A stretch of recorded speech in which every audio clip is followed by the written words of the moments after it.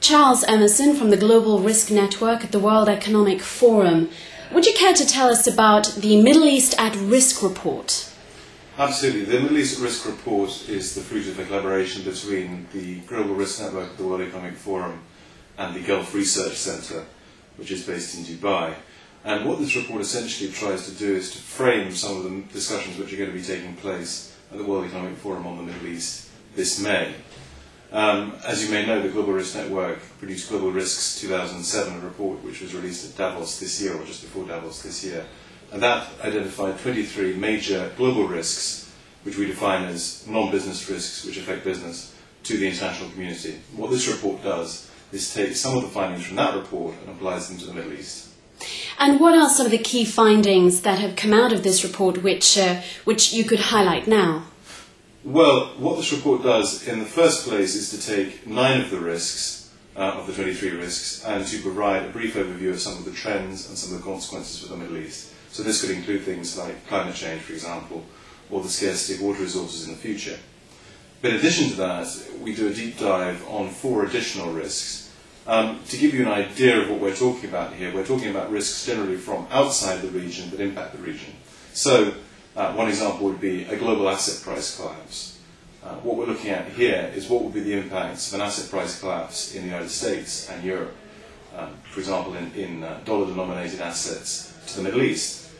The Middle East has been a key driver of the market exuberance in recent months through tremendous amounts of liquidity from high oil prices, but we believe this may not last. One of the key aspects of the Global Risk Report 2007 was to suggest there was a degree of complacency in the markets. So what we're looking at is, were the markets to crash more than they did in February, what will be the impact for the Middle East? And if we take another deep dive at another one of the issues on the list, what do you have to say about the geopolitical situation or geostability in the region? Well, clearly the Middle East is associated in many minds with geopolitical risk.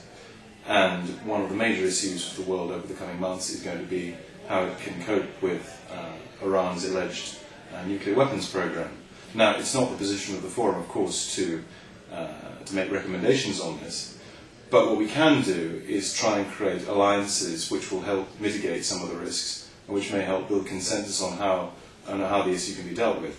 One thing we would suggest in the context of this report is that the nuclear issue can be dealt with a very wide, open dialogue between the United States and Iran and other partners in the region. And we feel that there's some encouragement this may be beginning to happen, and we hope it can continue. And so finally, what is the ultimate goal, or what are you trying to achieve with such a report? Well, it's important to remember that the World Economic Forum events, and particularly this event in the Middle East, are very, very special occasions when you get a very, very large number of people together from very different backgrounds. Actually being able to frame the debate before people get to the convention centre is very, very helpful. It means that people are talking from a similar language, if you like, and it means that we believe it means that dialogue can be improved and the results can be enhanced.